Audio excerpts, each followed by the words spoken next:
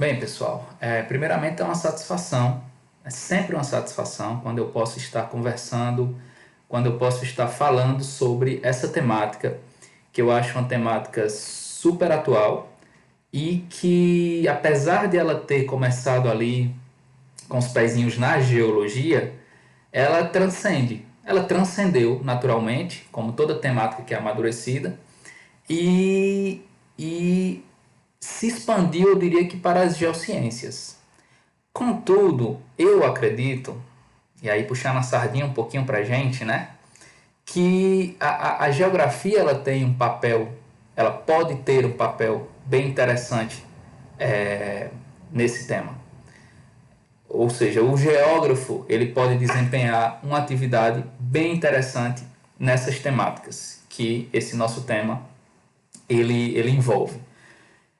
Não à toa eu coloquei aqui essa palavrinha no nosso tema, transversalidades. Por que eu coloquei isso? Para flertar mesmo descaradamente com a ciência geográfica. Porque nossa ciência, eu vejo nada mais transversal do que a geografia, em termos de ciência. É uma das mais transversais possíveis. A gente tem um poder muito bom de interdisciplinaridade, a gente tem um poder muito bom de transdisciplinaridade, de dialogar com outras ciências, né? Muita gente fala da geografia enquanto uma ciência complexa, enquanto uma ciência que tem dificuldade de estabelecer seu nicho de ação, mas se a gente olhar por um outro lado, eu acho que é o que a gente tem que fazer, isso pode ser uma característica de expansividade, possibilidade de atuação. E nesse tema não é diferente. Então eu vou tentar mostrar para vocês como que é possível a gente, as diversas sub-áreas da geografia, e eu não estou falando só de geografia física, nem gosto muito dessa dicotomia física e humana, mas eu estou falando das diversas sub-áreas, como esse nicho de atuação ele pode ser possível e ele é possível, tá certo?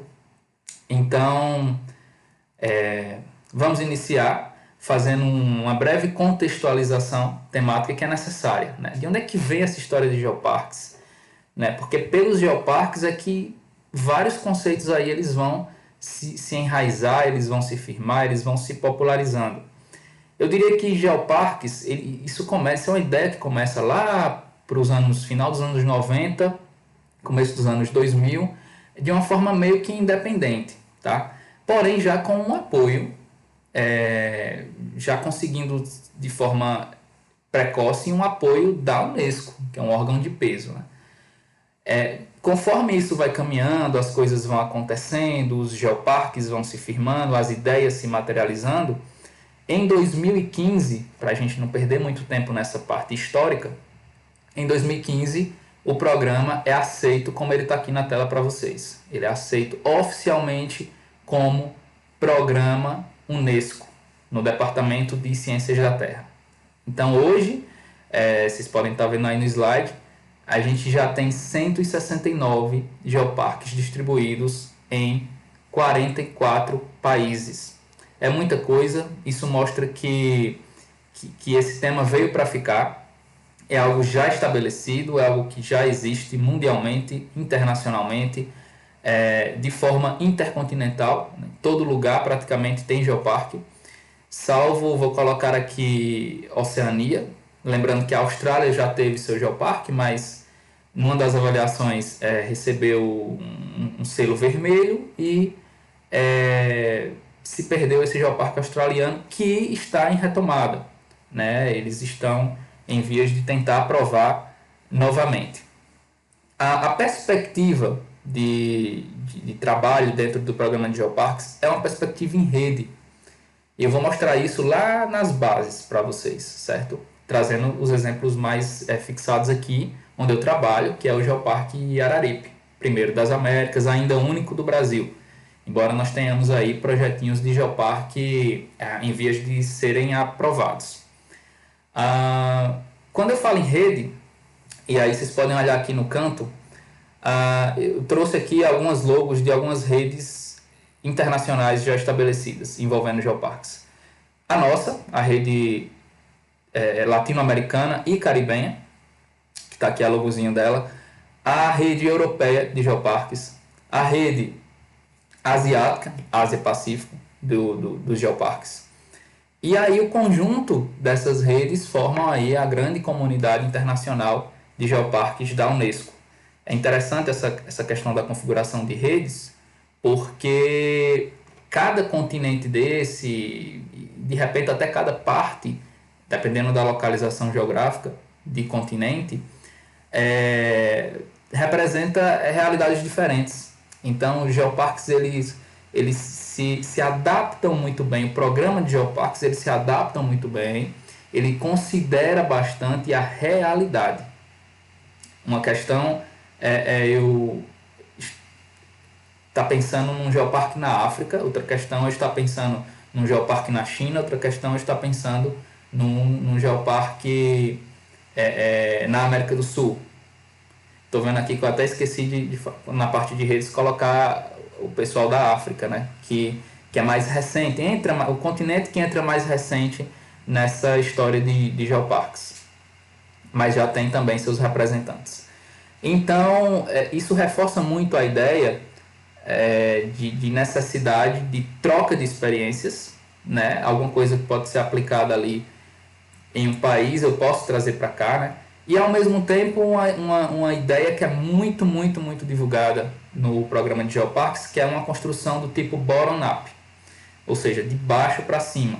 Para eu chegar nessas redes aí, é ideal que eu tenha as pequenas redes dentro dos próprios territórios de geoparque, entre geoparques irmãos, entre geoparques vizinhos, entre geoparques aí de um mesmo país, de países vizinhos, e assim sucessivamente até chegar no funcionamento ideal dessas redes, certo? E aí eu já entro de cara na historinha da transversalidade para a gente, enquanto geógrafo, brilhar o olhinho e se interessar pela temática. Como eu disse, não é só geografia física, não lida só com esses aspectos físicos. Vamos ver aqui. Quando eu abro a página do programa de geoparques da Unesco e eu acesso as publicações, de cara eu vejo a perspectiva de transversalidade materializada.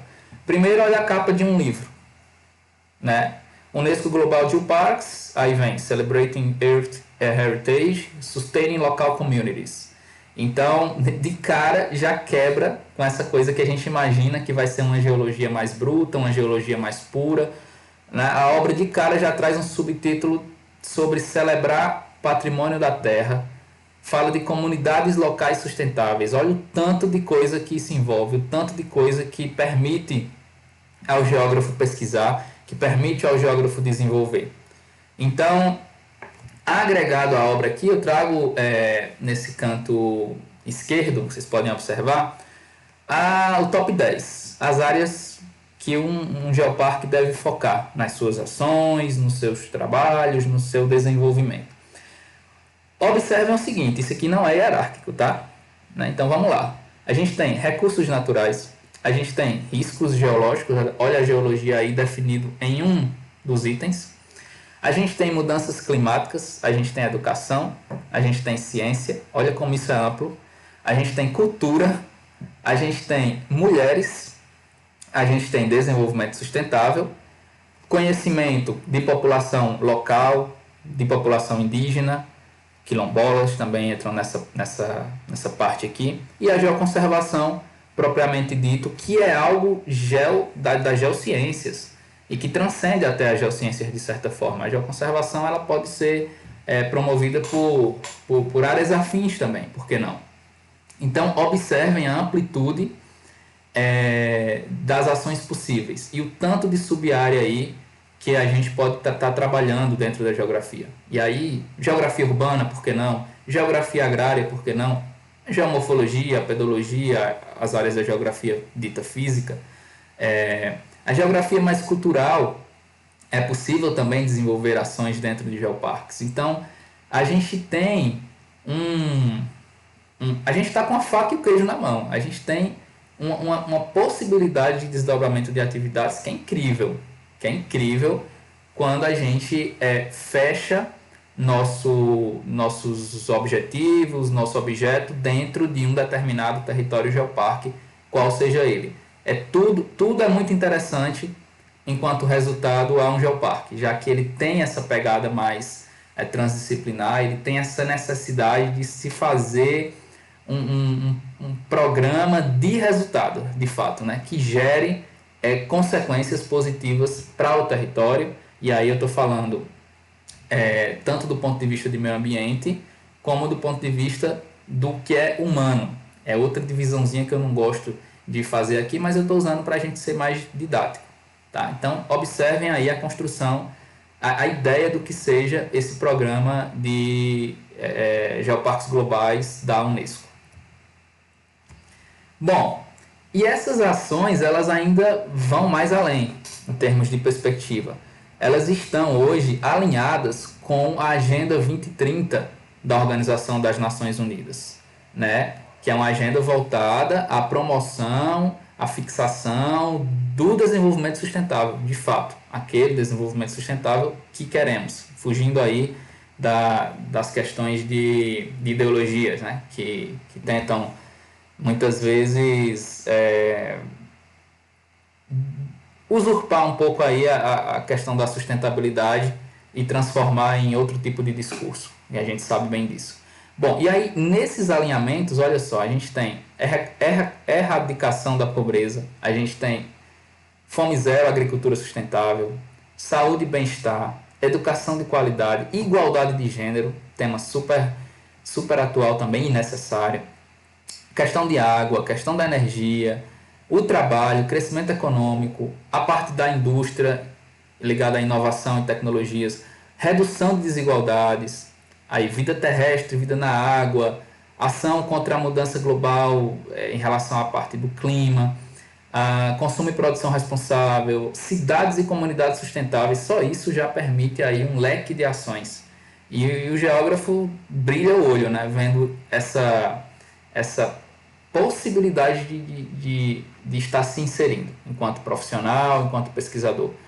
Aí vem paz, justiça e instituições eficazes, parcerias e meios de implementação. Então é muita coisa, gente, é muita coisa, que nem diz respeito só a gente, mas a gente pode pegar muita coisa aqui do que é possível se trabalhar e do que um geoparque necessita de se trabalhar, tá? Esse 16, por exemplo, eu consigo visualizar até o pessoal do direito atuando, né? O pessoal da educação física também pode estar atuando aqui em relação a saúde e bem-estar, o pessoal das ciências sociais em relação à igualdade de gênero e entre outros temas que tem aqui.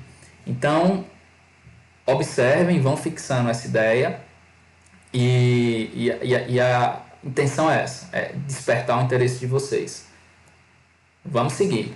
Bom, e de forma sintética, então, o geoparque aí nessa historinha de transdisciplinaridade, de transversalidade, o que seria essa história de geoparques? Trouxe alguns itens aqui para a gente pensar junto. Então, primeiro, o geoparque ele é necessariamente um território, porque ele tem lá suas fronteirinhas definidas dentro de determinados requisitos, que não é nosso foco aqui. Porém, um desses requisitos eu vou falar só para a gente entender. É necessário que se tenha uma geologia de valor internacional. Existem critérios para definir essa valoração internacional, mas a grosso modo é como se a geologia do local ela tivesse um papel fundamental em contar um pouco da história da Terra. Em determinado período geológico ela contribui para isso, né? E isso é um requisito, porque o programa ele nasce de fato na geologia, ele tem esse requisito.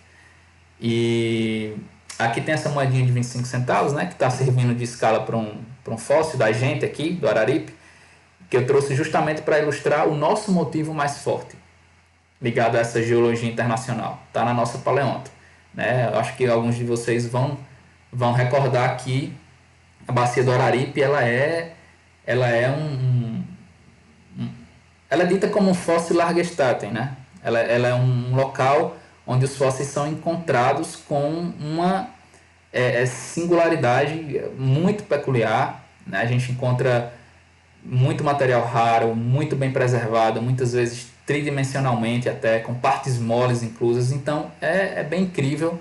Eu trouxe um fóssilzinho bem delicado de uma conchinha, na verdade, aqui, só para ilustrar isso. Para ser geoparque, eu tenho que sair. Eu tenho que ter a geologia, mas eu tenho que sair da geologia. Eu tenho que provocar, eu tenho que executar links humanos. Até porque meu feedback ele é social.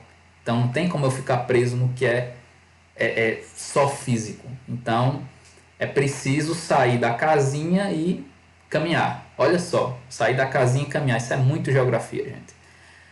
Então, se eu fosse resumir o geoparque, assim, definir geoparque em uma frase, eu diria essa terceira frase aqui. Eu diria, me utilizando dela, né?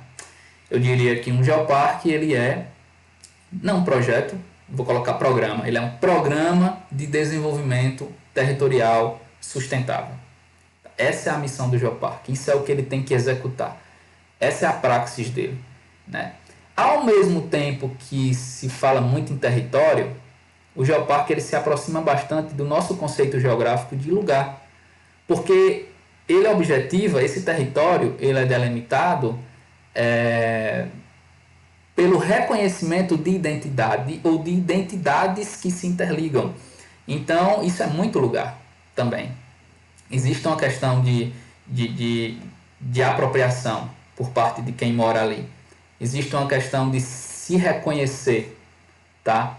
Então, eu também associo com o conceito de lugar.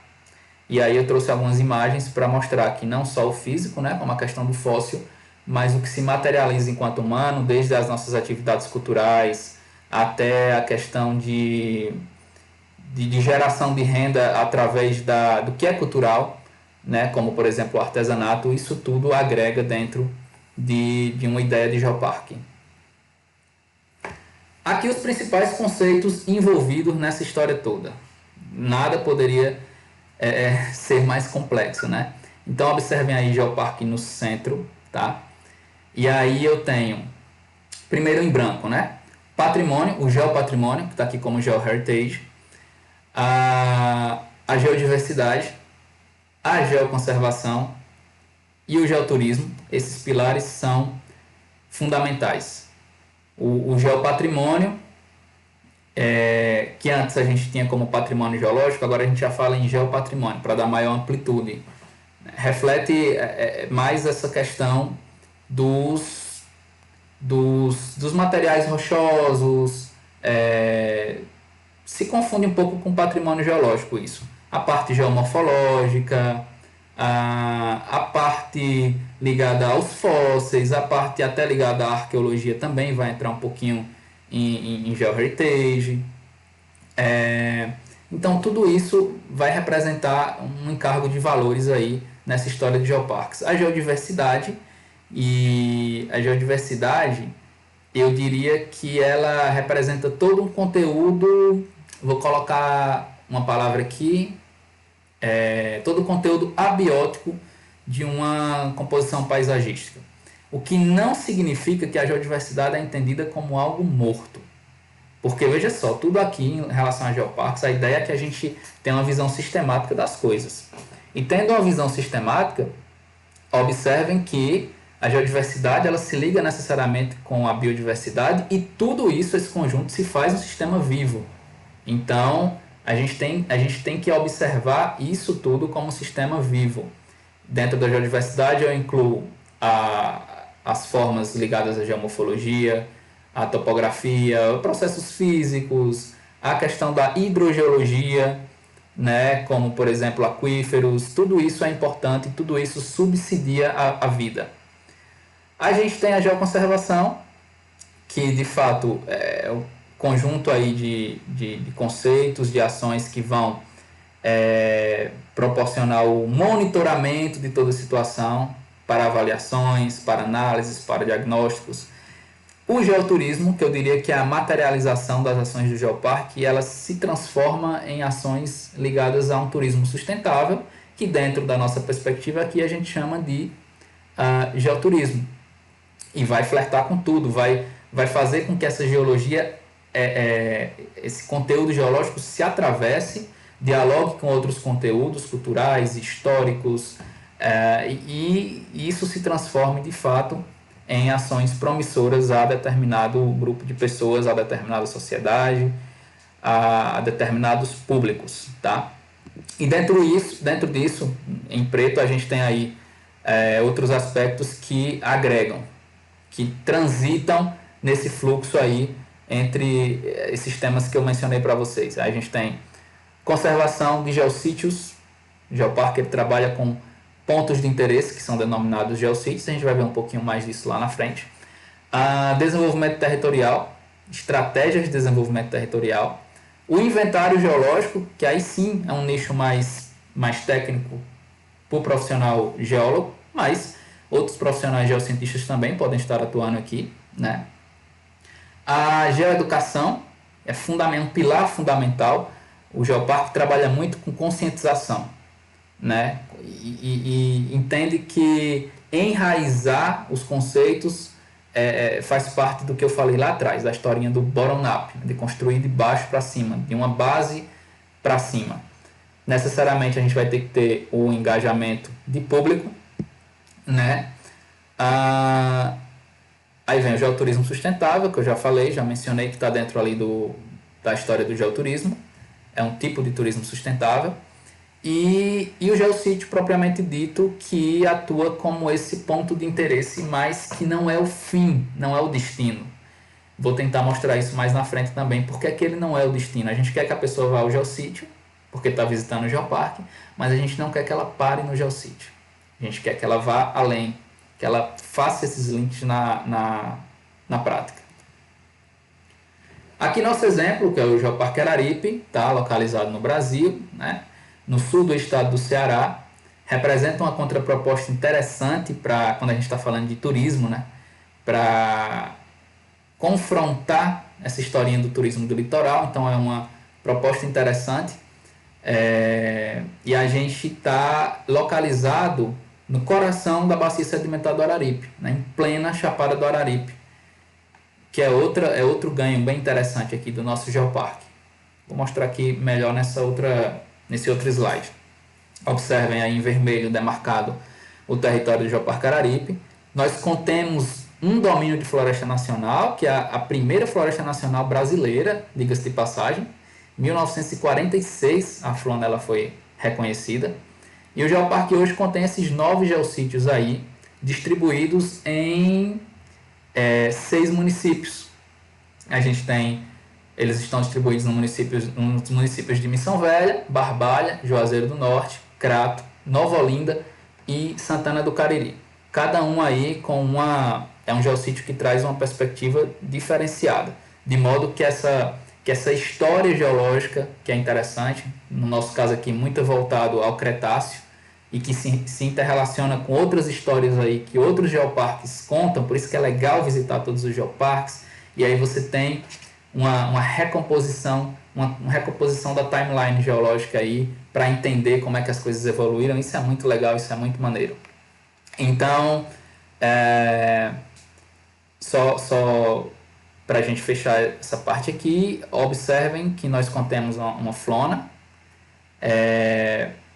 Por conta da Chapada, nós vamos ter ambientes diferenciados aqui, e eu estou falando já de biodiversidade. Olha só as possibilidades de se explorar o turismo sustentável aqui, porque nós temos vários ecossistemas nessa história aqui.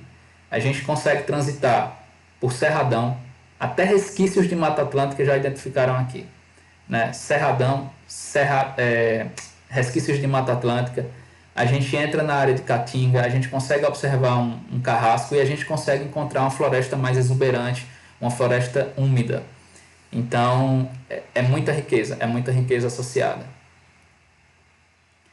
E aí aquela história que eu estava falando para vocês, os geossítios eles devem ser enxergados não como um fim, não como um destino de se chegar e depois ir embora, mas como pontos de conexão. Aqui eu trouxe alguns dos nossos geossítios, né? E a ideia, quando a pessoa visita um geossítio, é que ela se sinta instigada a ir para outros locais. Por exemplo, o geossítio Colina do Horto, que recebe mais de 2 milhões de visitantes ano, especialmente por causa das romarias ao Padre Cícero. flerta diretamente com esse lado histórico-cultural da cidade de Juazeiro. Então, a pessoa que está indo ver o geossítio, ela vai ser convidada a ver esse aspecto histórico e cultural também, a conhecer esse lado religioso, essa religiosidade diferente que Juazeiro tem, flertando com uma certa popularidade, assim, vou colocar assim, uma certa popularização de, de aspectos informais, não aceitos de fato na religião católica, mas que transitam ali e são aceitos pela população, e é isso que eles praticam. Da mesma forma, essa imagem de baixo, onde vocês podem observar uma casinha de taipa de 2 andares, que eu acredito ser a única do Brasil, que foi erguida ainda, fala-se em escravos. Então, funciona uma casa-museu aí, bem sintética do território, contendo material fóssil, contendo material ligado à biodiversidade, mas também tem esse lado histórico. E a pessoa pode daí ir para um museu da cidade do Crato, tentar resgatar, tentar entender mais desse momento, de como aquilo se deu. A gente tem fósseis também, essa imagenzinha que traz os troncos fossilizados, aí essa do meio, lado esquerdo. A gente tem troncos de coníferas, em pleno sertão, exatamente numa área de caatinga brabíssima, que é a floresta petrificada de Missão Velha. Mas estão aí fossilizados as coníferas de regiões de altitudes maiores, típicas de regiões mais frias. E olha só que contraste interessante. O material que eu tenho preservado e o material que hoje se associa ao ambiente. E aí eu posso me interessar mais por isso e tentar ver os ecossistemas, entrar na Floresta Nacional do Araripe, fazer as trilhas na Chapada, que não estão nos geossítios, mas se agregam aos geossítios. Essa ponte, que vocês podem ver aí do lado direito, também no centro, é a Ponte de Pedra. Foi um geossítio, é interessante esse geossítio, que ele foi pedido pela própria população. A população que chegou no Geoparque foi o mais tardio a ser aceito. Por enquanto, no Geoparque Araripe foi a Ponte de Pedra. A tendência é sempre ampliar. E aí, a população pediu para a Ponte de Pedra ser um geossítio, para ele ter uma certa conservação e ter esse reconhecimento de uma identidade, de uma comunidade que vive por ali. E essa Ponte de Pedra se associa com a história dos vaqueiros, se associa com a história dos índios cariris, se associa com determinados parceiros nossos que têm seus museus, seu trabalho, como por exemplo é a Fundação Casa Grande de Nova Olinda. Então, quando o visitante vai à Ponte de Pedra, ele fatalmente é convidado também a ir por esse roteiro, que vai agregar outros parceiros, que vai agregar outras histórias, que vai trazer mais conteúdo. É uma experiência vivida. Visitar um geoparque é de fato uma experiência vivida. Tá? As coisas, elas se conectam. Então, nossos geossítios são pontos de conexão. A ideia é que o visitante não pare neles, repito, e volte para casa. A ideia é que eles sigam rumo ao território aí, consequentemente vai estar gerando renda, vai estar consumindo, vai estar contribuindo para o enriquecimento do território.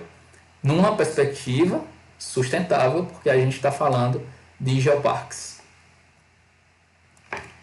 E aí uma materialização disso, né? Eu trouxe primeiro as imagens dos geossítios e aqui eu já trago imagens de vários pontos que se conectam com o roteiro dos geossítios. Desde as fontes de água cristalina que a gente tem lá em cima na Chapada, a Fundação Casa Grande, que é essa casa azul, uma casa belíssima gerida por crianças e que hoje é um parceiro do Geoparque. A questão da religiosidade do Padre Cícero, a questão da nossa biodiversidade agora voltado para as plantas, está ali representado também. A nossa riqueza hídrica, que eu de certa forma já falei, a paleontologia, os aspectos culturais, como os casarões históricos que existem, especialmente em Barbalha, muitos deles. A nossa parte de artesanato, que é muito, muito rico, e aí eu trouxe o exemplo das famosas sandálias do Expedito Celeiro. Então, tudo isso se agrega, tudo isso se agrega. Alguns exemplos de geossítios e como nós os enxergamos. O geossítio Colina do Horto é o geossítio mais frequentado. Falei, mais de 2 milhões de visitantes ano, né, por conta da romeirada do Padre Cícero. Observem aí que Do lado direito tem as rochas, tem os afloramentos, tem a parte geológica que motiva isso ser um geossítio. Porém, do outro lado, e sobre essas rochas, acontecem o que? As manifestações de religiosidade, que é um conteúdo que agrega, que é um conteúdo não menos importante do que o conteúdo ligado à geologia, que inicialmente forneceu o necessário para que o ambiente se tornasse um geossítio, mas que depois isso transcendeu. E aí agora eu estou falando em afloramentos graníticos de pura religiosidade, porque isso é o geossítio Colina do Horto. Trouxe só alguns para vocês entenderem nossa visão mais transdisciplinar no entendimento dos geossítios, tá? O geossítio Pedra Cariri, que diz respeito aos nossos magníficos fósseis, trouxe alguns aqui nas imagens para vocês visualizarem, trouxe os mais frágeis, que eu acho magnífico uma fossilização de invertebrado, por exemplo.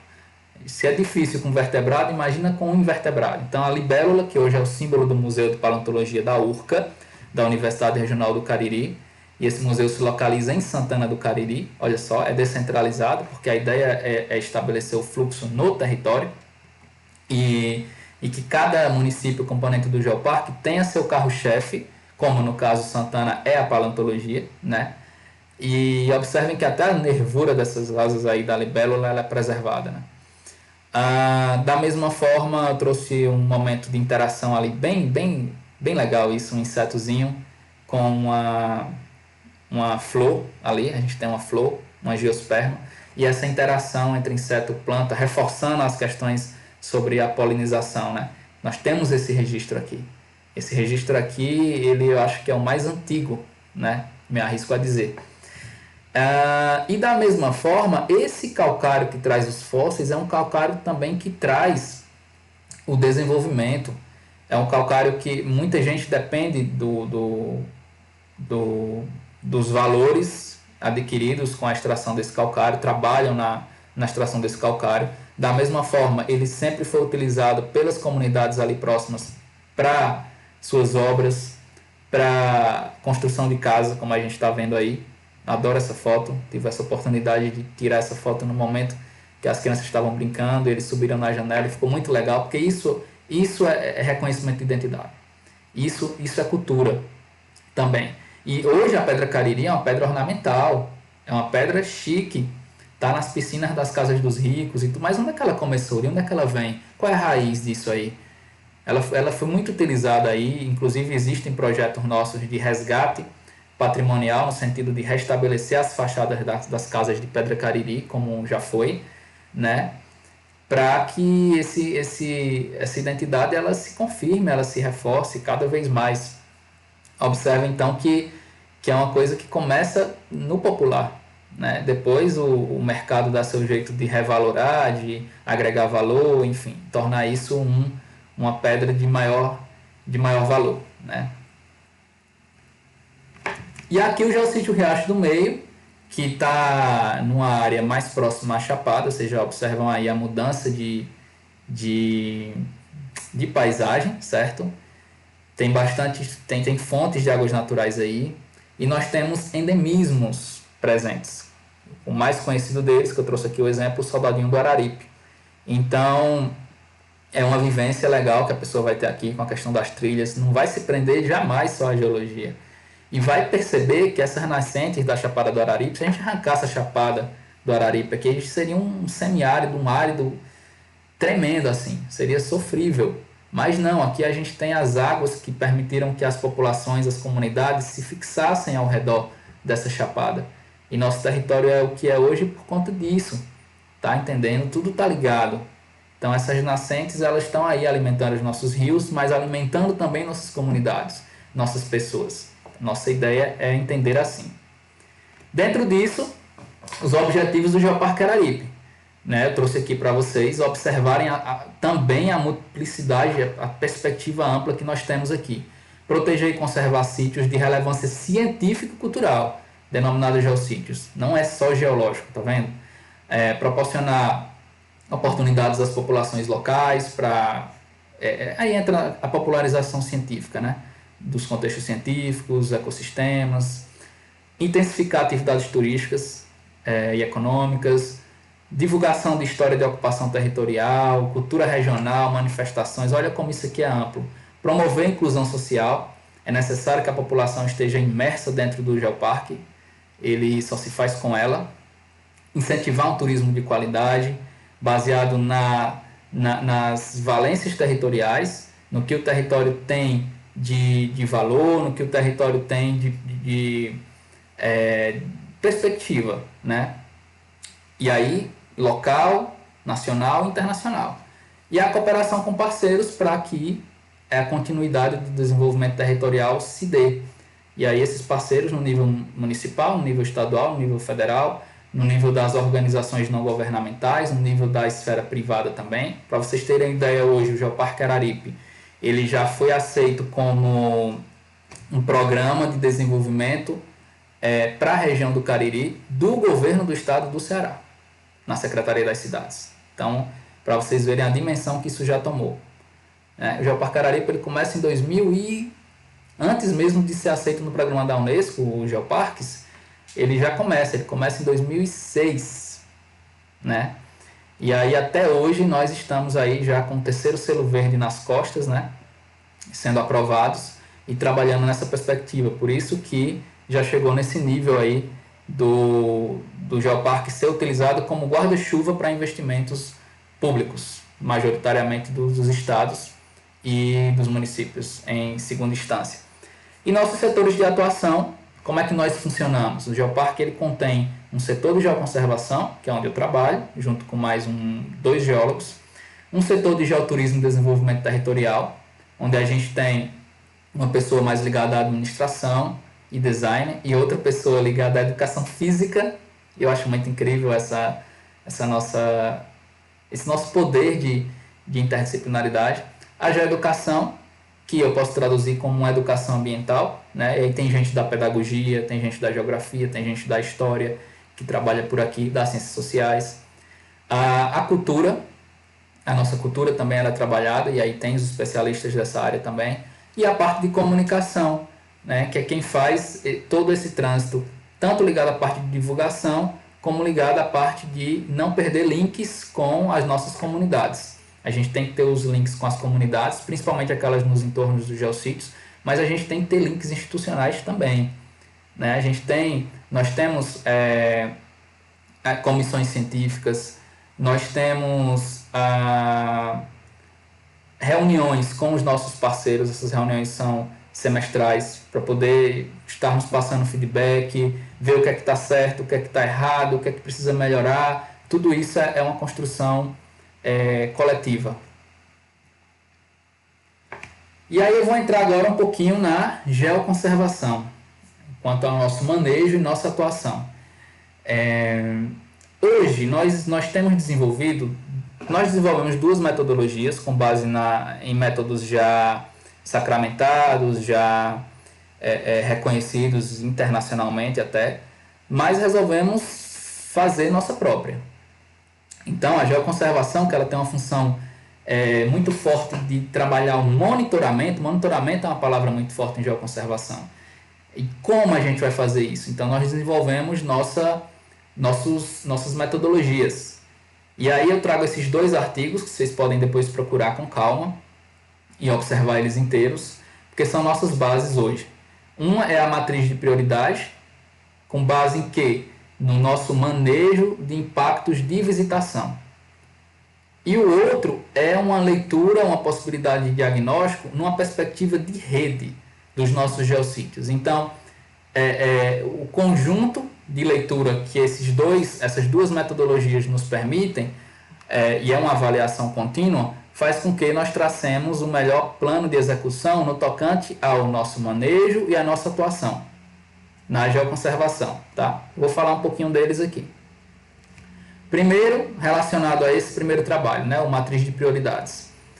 Como é que isso funciona? A gente tem a ideia é a gente categorizar os geossítios dentro dessa escala que nós criamos.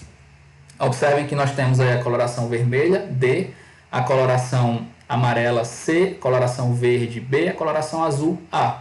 Então, Do A para o D é como se a gente estivesse indo do mais safe para o mais not safe, né? E aí, classificando dessa forma, nós temos cientificamente uma metodologia que vai nos direcionar aonde nós precisamos estar atuando de forma imediata, mais urgente, de forma prioritária, urgente, de forma pontual, porque teoricamente o lugar está equilibrado, se estiver ali no verdinho, né?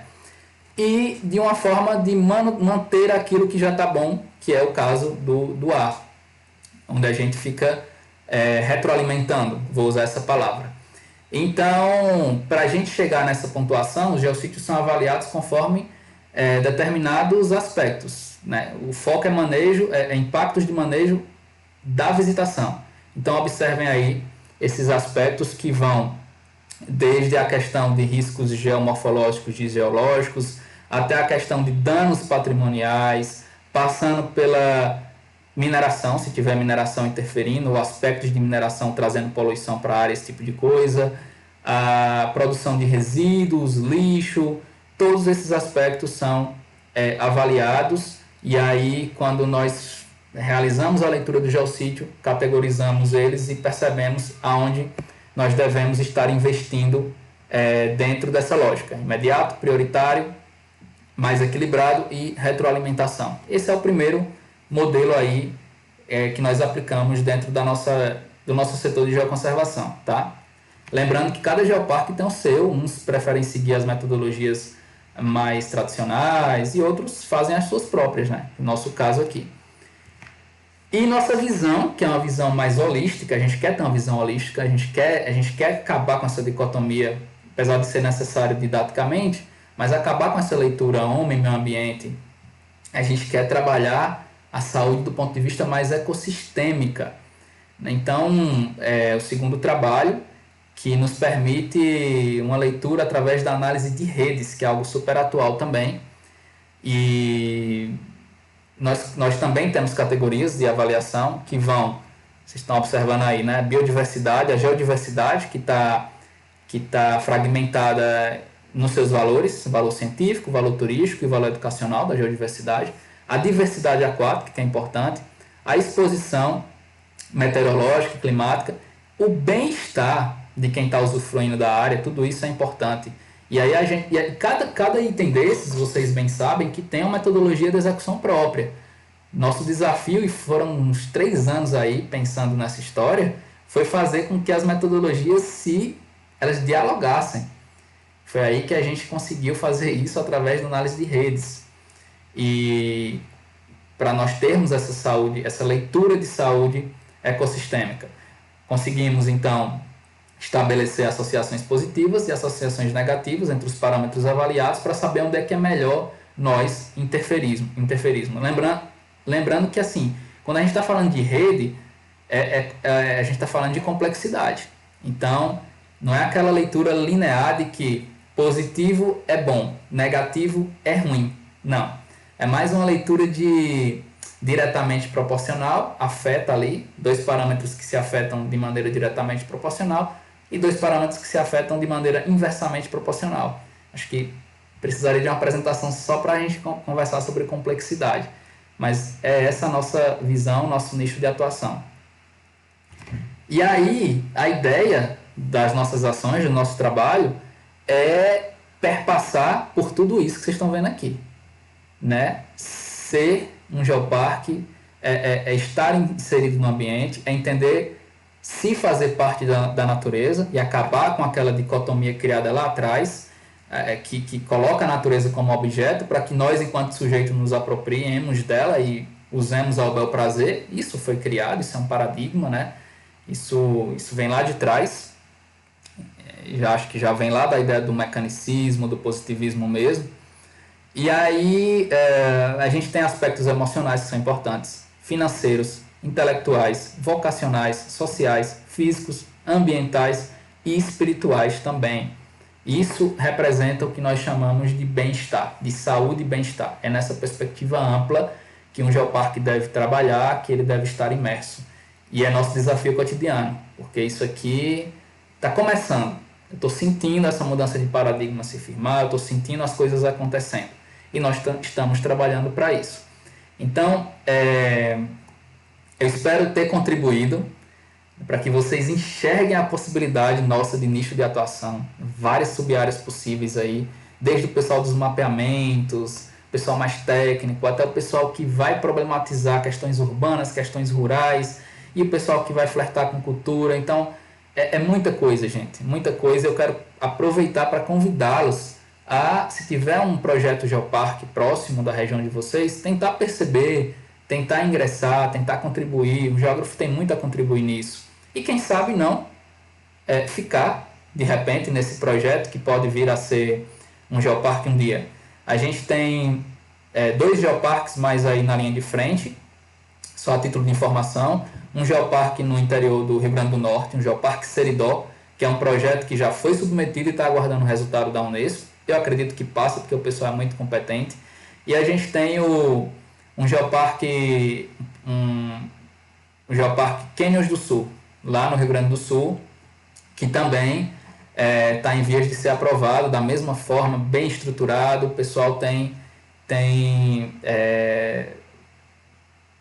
investido bastante nessas ideias, tá? E outras são bem diferentes. Pesquise o site de um, pesquise o site de outro, para você ver como o geoparque se adequa à realidade de cada região.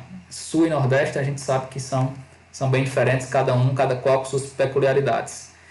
Fico disponível, termino com essa imagem. Essa criança ela está num dos projetos da gente,